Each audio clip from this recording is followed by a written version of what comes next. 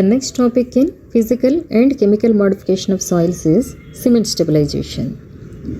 Lime stabilization is not effective for sands due to insoluble crystallized silica present in the soil. Cement stabilization can be used for sands and gravels.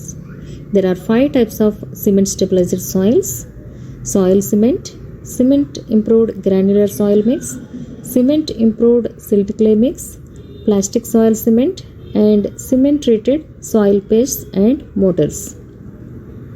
In that, first one is soil cement. The soil cement should meet predetermined strength, durability, and frost resistance requirements. This is normally used for stabilizing granular soils below pavements, for strengthening the foundations, soil slopes, cores of earth dams, reservoir lining, and for the frost protection. Next one is cement improved granular soil mix. This has less cement content than the soil cement, just alters certain soil characteristics like expansion, plasticity, etc., and thereby increases the load carrying capacity. This can be used as a basic layer under rigid and flexible pavements and runways and for the repair of these. This can also be used for foundations, erosion and frost protection, etc.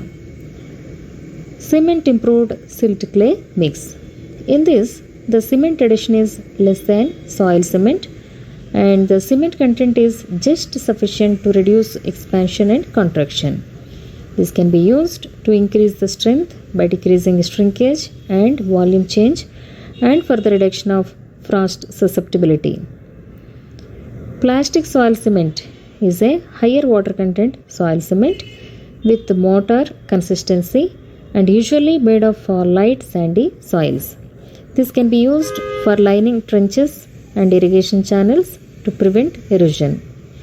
The predetermined strength and durability conditions of this material should be satisfied. Cement treated soil pastes and mortars are high water content, thick mixtures containing other chemicals. They are mainly used for the injection of railways and road pavements. Now let us see the soil cement interactions with respect to coarse grained soil and fine grained soil. So in case of coarse grained soils, the cement addition to soil is like cementation effect in concrete. But unlike the concrete, the cement paste in soil is utilized only to bond the soil particles at the contact points and does not fill the voids in soil.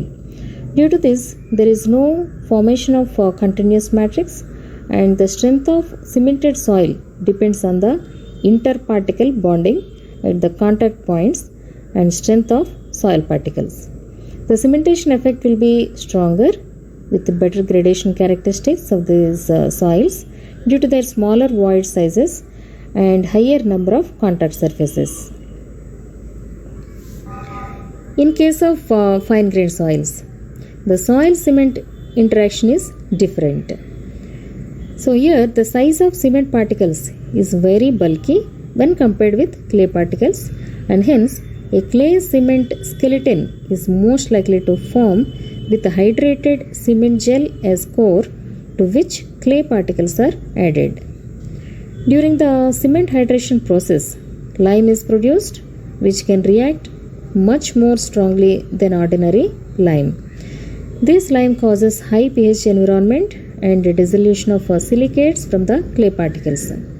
These silicates further react with calcium ions, producing additional cementing material which in turn connects with the adjacent clay particles. The cement addition to soil causes reduction in plasticity and increase in shear strength and frost resistance.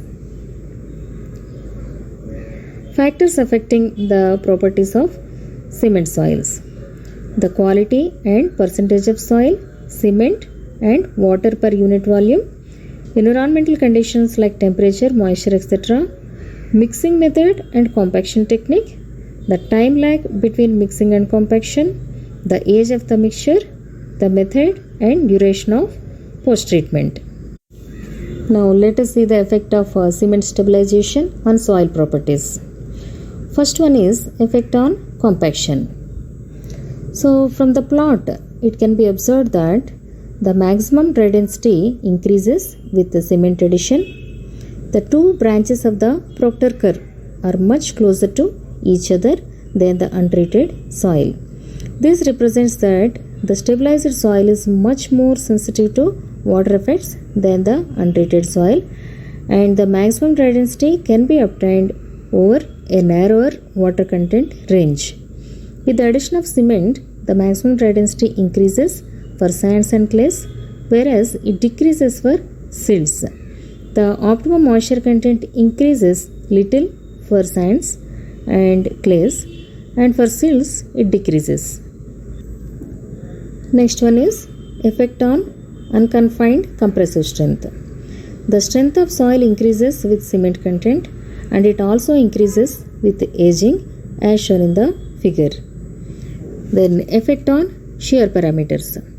The angle of internal friction value increases with cement content, but cohesion of soil will reach a maximum value up to a certain cement content and then decreases, but not to the initial value.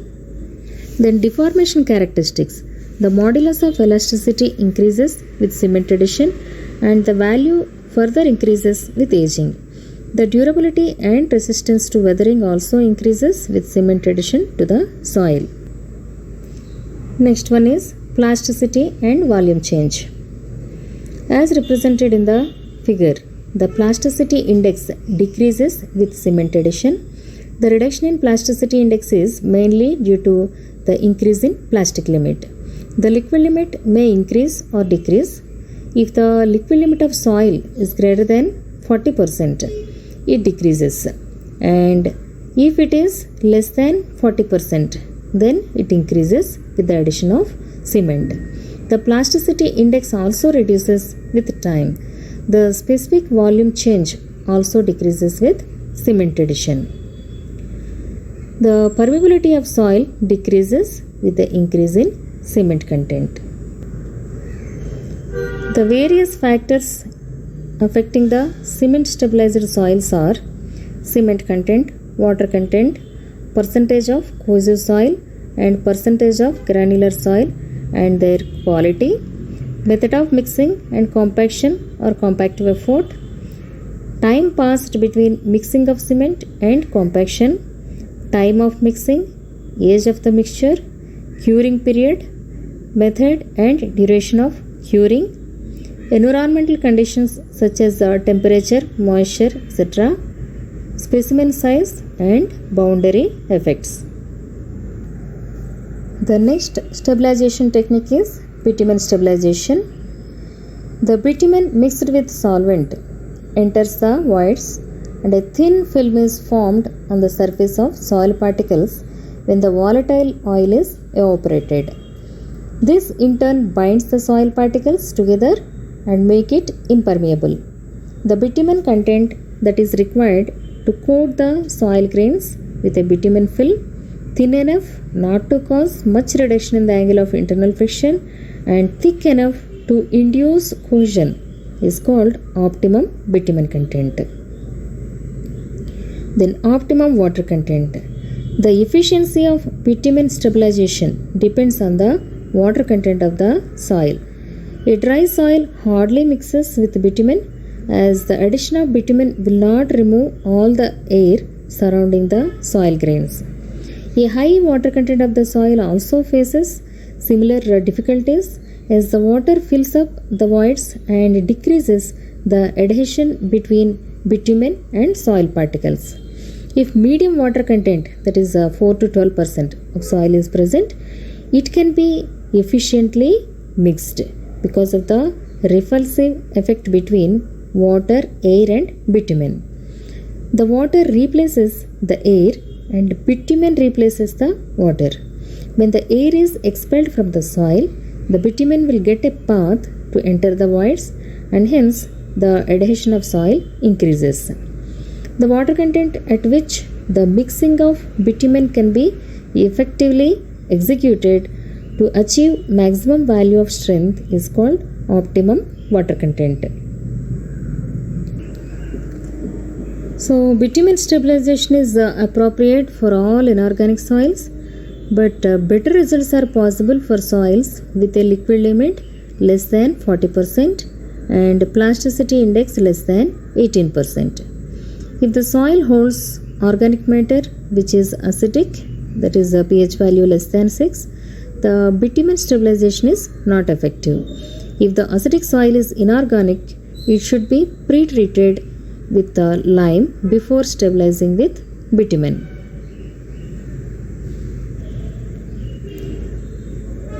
Now let us see the properties of bitumen stabilized soils. That first one is compaction characteristics. The addition of bitumen to the soil decreases maximum dry density and increases optimum moisture content of the soil, which is shown in the figure.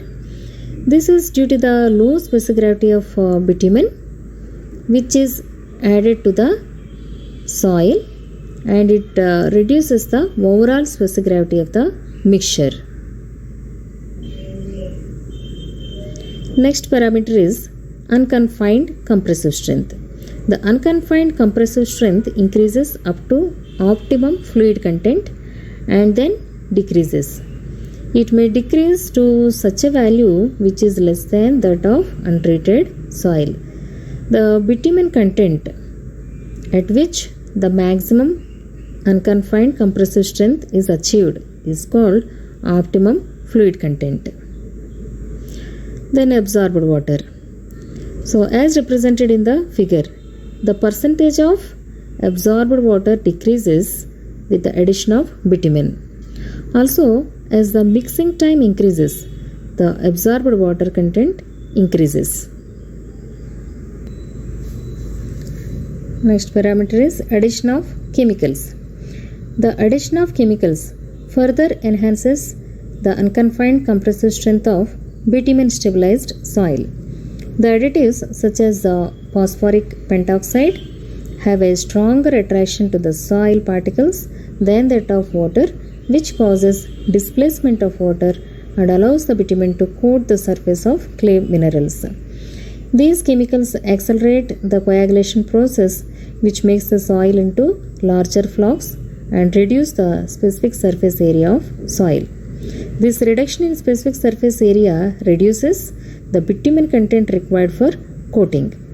The bitumen stabilized soils with additives exhibits more water resistance than those without additives.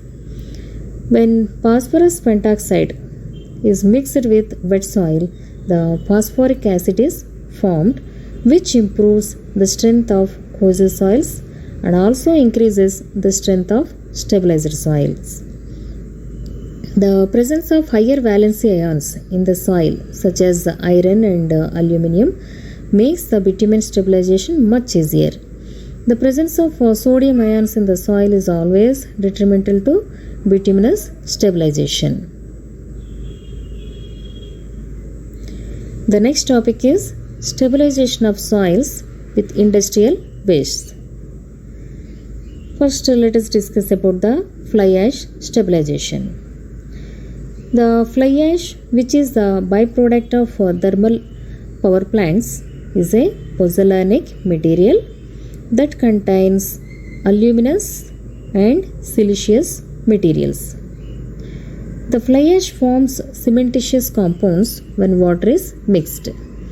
The specific gravity of fly ash varies from 1.4 to 2.22. This less value of specific gravity is because of the existence of spherical particles called cenospheres in the fly ash, which are filled with air. But due to this air in the cenospheres, the pozzolanic reactions increases. Since dry fly ash does not possess cohesion, addition of water and compaction, it develops cohesion and strength. The fly ashes are divided into three types: self-pozzolanic, pozzolanic and non-pozzolanic. Self-pozzolanic fly ashes means they have both reactive silica and lime. So these are the fly ashes which produce cementitious compounds and thus harden with time in presence of water without external addition of lime. Pozzolanic fly ashes which has only reactive silica are those which produce cementitious compounds on addition of lime. Non-pozzolanic fly ashes which has no reactive silica and may or may not have lime are those which don't produce sufficient cementitious compounds even on addition of lime. Fly ash can be used in Portland cement and grout, embankments and structural fill, waste stabilization and solidification, raw feed for cement clinkers, mine reclamation, stabilization of soft soils, road subbase, aggregate, flowable fill, mineral filler in asphaltic concrete, etc. Now let us see the effect of fly ash on soil properties. The specific gravity of the soil decreases with the addition of fly ash because of the low specific gravity of fly ash. The plasticity index decreases, density decreases and optimum moisture content increases with fly ash addition to the soil. The unconfined compressive strength may increase or decrease depending on the nature of fly ash. The unconfined compressive strength increases with self-pozzolanic fly ash and decreases with non-pozzolanic fly ash as shown in the figure. The strength attained by self-pozzolanic fly ash depends on the proportions of silica and lime present in the fly ash. For non-pozzolanic fly ash, the unconfined compressive strength decreases as fly ash reduces the cohesion. The unconfined compressive strength also increases with the temperature and aging. The unconfined compressive strength of fly ash stabilizer soil increases with curing period as represented in the figure, and if the fly ash is more reactive, higher strength will be achieved for less curing periods. Other effects of fly ash addition are permeability decreases with increase in fly ash content. The percentage swell decreases due to reduction of percentage of clay by the addition of silt size fly ash and cementitious matrix of the stabilized soil. The CBR value also increases with the fly ash addition. Next one is stabilization with lime fly ash mixture. Fly ash has a well established history of suppressing sulfate attack of concrete and grout. As the chemistry involved in lime induced laterite formation in clay is similar, it is used to treat soils wherein the presence of sulfate soils is expected. The next soil amendment is Hask ash. So this Hask ash is obtained from the milling of rice, which is pozzolanic, that means contains high reactive silica and no lime, and it can be used with lime or fly ash.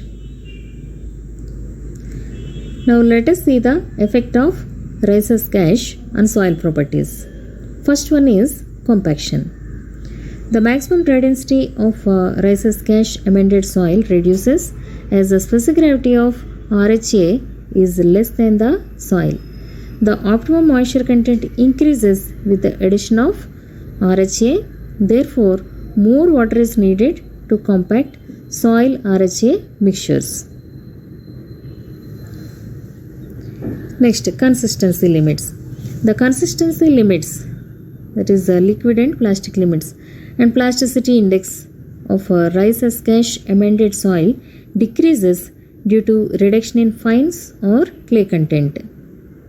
The linear shrinkage or free swell decreases with Hask ash, which enhances the volume stability of soil. Then strength characteristics. The California bearing ratio of the soil increases with RHA up to a certain content of RHA and then decreases with further addition of RHA as represented in the figure. Therefore, it is less effective for the stabilization of subgrade soil. The next amendment is Ground Granulated Blast Furnace Slag, GGBS. GGBS is an industrial byproduct which has a high reactive silica and less lime. Non-reactive fly ash having high lime content or self-pozzolanic fly ash with more lime content can be used to mix with GGBS. The specific gravity of GGBS is higher than fly ash and also soil. Therefore, the density and strength increases with the addition of GGBS. Then, effect of GGBS amendment on soil properties. The addition of GGBS increases the maximum dry density and decreases the optimum moisture content of soil. The unconfined compressive strength of amended soil increases with GGBS content, and further increase in strength is possible by lime addition along with GGBS.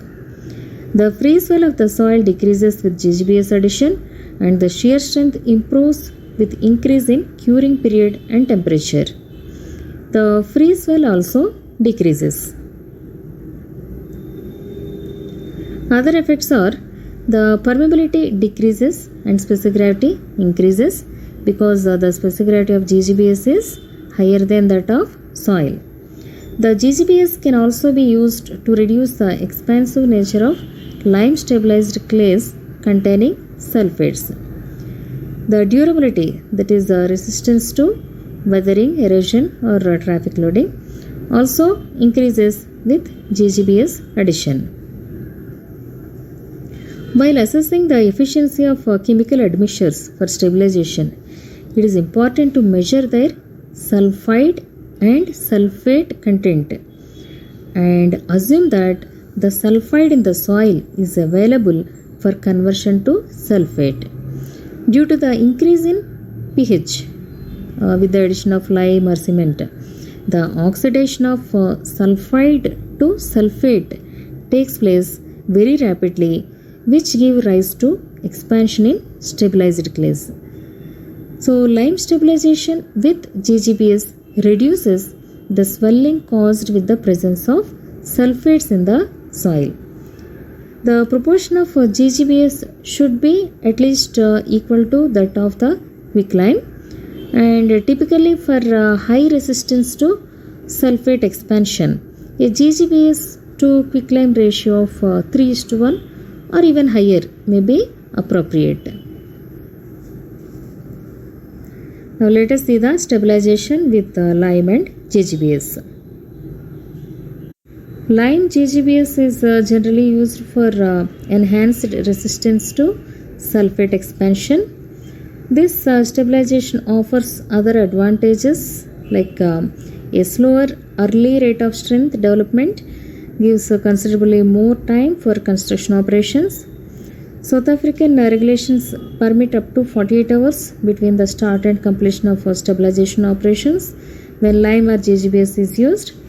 There is also extra ability to self-heal in the case of early life damage caused by overloading. In the long term, there is an increased strength that will improve the structural performance. Stabilization with fly ash, GGBS and lime. Both the fly ash and GGBS possesses different amounts of reactive silica and lime.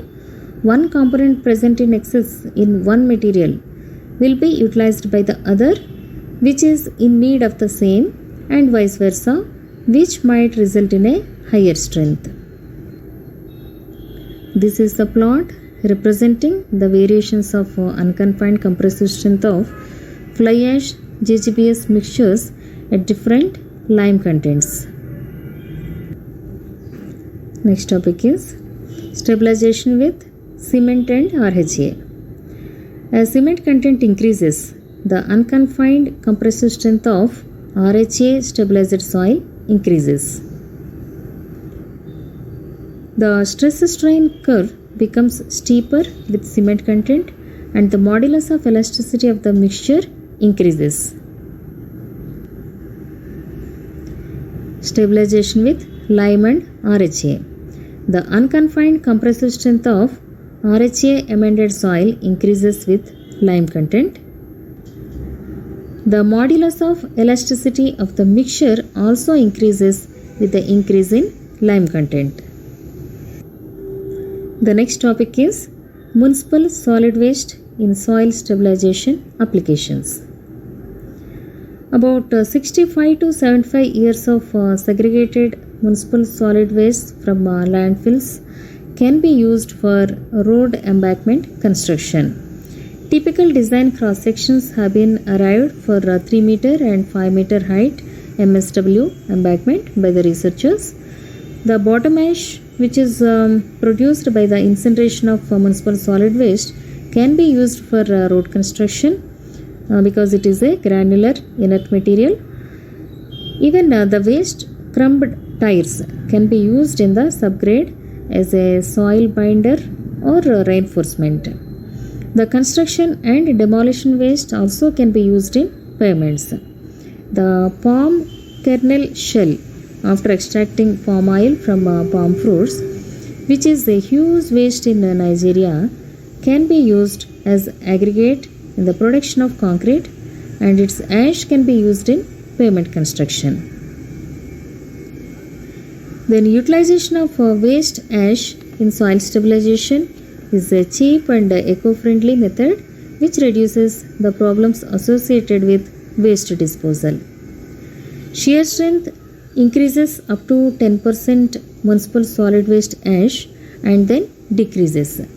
Permeability decreases and optimum moisture content increases. Dry density increases up to 5% of municipal solid waste ash and then decreases.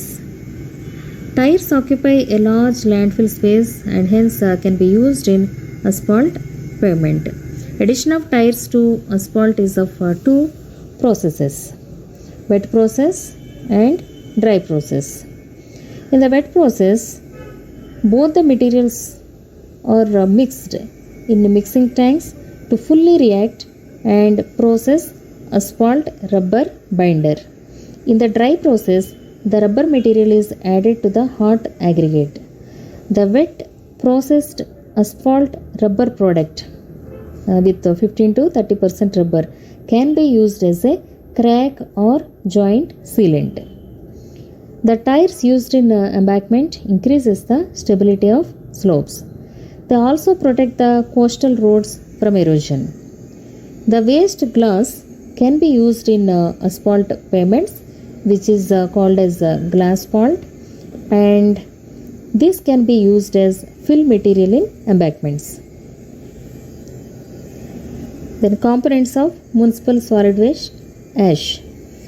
The appropriate values of components of municipal solid waste ash are compared with cement and are shown in this table, where it can be observed that municipal solid waste ash does not have sulfates as compared to cement.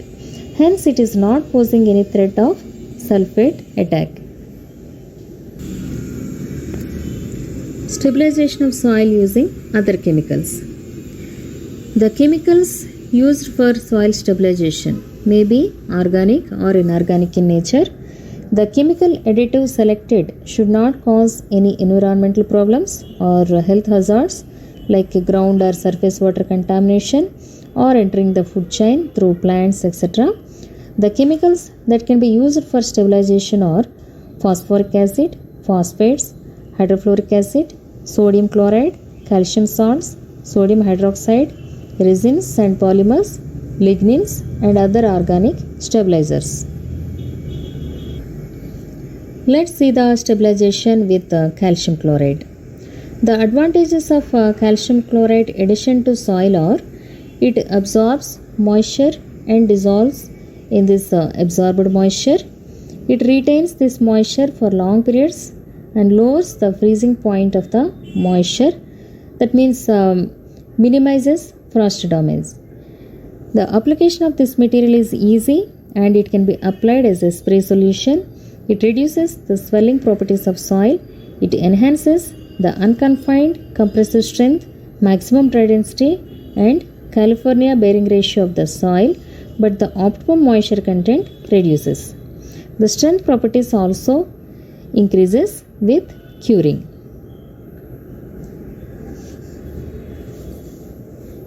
Next chemical is lignin. Lignin, which is an organic polymer that can be obtained as a byproduct of paper mill and timber industry. This chemical can improve the strength and durability properties of soil. The lignin molecule, a large and complex structure with many hydroxyls and carboxy groups, affinitive to a silica surface and thus suitable for forming strong bonds with soil particles. The most common form in which it is used is known as chrome lignin, that is a mixture of potassium dichromate and lignin. The chromium ion has been found effective as a chelating agent to strengthen the bond between the clay particle surface and the lignin molecules. No other cation is nearly so good. Though the lignin is cheap, the process is expensive due to potassium dichromate. Lignin finds use in certain special situations such as the treatment of volcanic and chloritic soils, in which more conventional methods can be difficult and expensive. The chrome lignin stabilizer is a liquid of reasonably good penetrative power, which will gel at various times after mixing with the soil according to the strength and proportions of the chromate solution in the blend.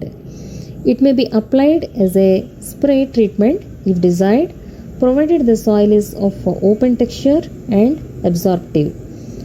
Addition of lignin also increases the CBR value and resilient modulus. The lignin addition reduces the permeability and hence useful in barrier applications like soil liners. Next topic is lime piles. Lime piles offers an effective and inexpensive method of compacting saturated soils. Lime piles can be installed in saturated soils by means of a special tube with a closed tip, hose being driven to depths of 5 to 8 meter and spread at 1.5 to 2.5 meter center to center. Then the tube is withdrawn from the soil and the hole is filled with lumps of quicklime. Casing used is removed as the quicklime is placed. The quicklime is packed by tamping. On contact with the groundwater, the quicklime gradually slakes, which means that the diameter of the pile may expand from 30% to 70% of its original size. The large amount of heat released evaporates pore water in the surrounding soil. Lime piles have been used prior to excavation to increase the strength of cohesive soils. Next topic is lime columns. The lime columns are similar to sand columns or drains, which are widely used for reducing the settlements. The boreholes of diameter around 0.5 meter are drilled in a pattern to a depth of about 10 meter, and the lime is forced into the soil using mixing tool. Lime columns can be used as foundations for light structures. The bearing capacity of a 0.5 meter diameter lime column varies normally between 50 kilonewtons to 500 kilonewtons depending on the soil type and the amount of lime added. The columns reduce total and differential settlements and may be placed in a square pattern with a concentration beneath the loaded walls. The load of the structure can be distributed to the lime columns by way of a thin concrete slab. Next topic is modification by deep grouting. Grouting is the process where a liquid material called grout is injected into the subsurface to decrease the permeability or compressibility or seepage in soils. It can also be used to improve the strength of soil. Grouting is effective when it is required to construct foundations below the water table or when soil strengthening is required below the existing structure or foundation. The objectives of grouting are to seal the cracks in rocks or to decrease the soil permeability, to decrease the seepage flow and compressibility in soils, to increase the shear strength and durability characteristics of soil, to construct foundations below groundwater table, to decrease the post-construction settlement. There are different types of grouts such as cement, bentonite clay, polyurethane and polyacrylamide, silicates, aminoplast, phenoplasts, acrylates, acrylamide, compressed air, etc. Classification of grout materials. The grout materials are of three types: suspension grout, emulsion grout and solution grout. Suspension grout is the type of grout comprises of a mixture of solids such as cement, lime, fly ash, asphalt, clay, emulsion, etc. plus water.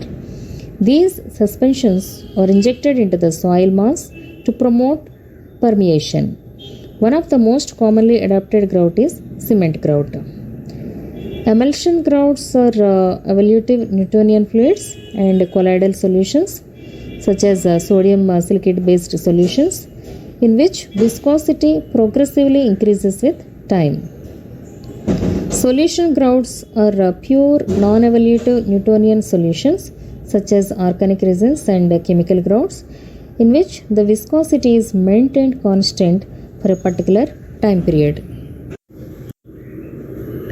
There are different methods of grouting like intrusion grouting, compaction grouting, permeation grouting, jet grouting, etc. In the intrusion grouting, the fractures or joints are filled with grout which will be converted into concrete. This grouting decreases the permeability of the soil and it can also be used below the water table. In the compaction grouting or displacement grouting, the grout material is inserted at high pressure using the pump and a pipe which forms a bulb of grout that displaces the surrounding soil and compacts the soil rapidly. This grouting is generally used in soft soils to reduce the settlement. In case of permeation grouting, a thin grout is inserted into the soil which will permeate into voids of soil without disturbing the soil structure. This grout material displaces the water and air from the voids and increases the strength without displacing the soil particles or widening the existing fissures in the rock. This method cannot be used for soils having permeability less than 10 to the power of minus 6 cm per second. In the jet grouting, a perforated pipe is inserted into the soil and the grout material with pressure is injected through the jets. A hard impervious column is formed in the soil and mixes with the foundation material when the pipe is removed. It can be applied to soils ranging from gravel to clays and is useful for tunneling operations. It is an effective method when the workspace is limited and it is a safe method for underpinning construction works. In case of compensation grouting method, the ground is physically get disrupted and then the grout is injected into the fractures. This method is suitable for all soil types and it counteracts the foundation settlement that is going to occur. Hydrofracture grouting is a method in which the grouting material is injected with a pressure greater than the tensile strength of the soil or rock, which causes fractures for the grout material to penetrate. The grout material then hardens in the fractures of soil or rock and improves the soil strength. This grouting can be performed with cement-based grouts, but if the process is not conducted in a controlled environment, it may damage the adjacent structures. Now let us see the limitations of chemical grout. With the usage of chemical grouts, toxicity and permanency may become an issue. Resistance against mechanical deterioration due to freeze-thaw or wetting drying cycles and chemical degradation by reaction with the groundwater or soil constituents need to be verified before using the chemical grouts for ground improvement. The chemicals may affect groundwater quality if they come in contact with groundwater. The chemical grouts may also cause corrosion of construction materials. Thermal modification of soil. Heating or vitrification process breaks down the soil particles to convert them into crystalline form. It requires electrical current to heat the soil and modify the physical characteristics of the soil. Heating soils permanently alters the properties of the soil. Depending on the soil, temperatures can range between 300 to 1000 degrees Celsius. The impact on adjacent structures and utilities should be considered when heating is used. The vitrification process can be used for immobilization of radioactive or contaminated soil, densification and stabilization of soil. In the ground freezing process, in situ pore water is converted to ice, which acts as a bonding material and make the soil impervious. This method depends on the proper refrigeration system and thermal properties of soil. The various applications of this technique include underpinning operations, temporary supports to excavations and slopes, and temporary prevention to water or contaminant flow in soils.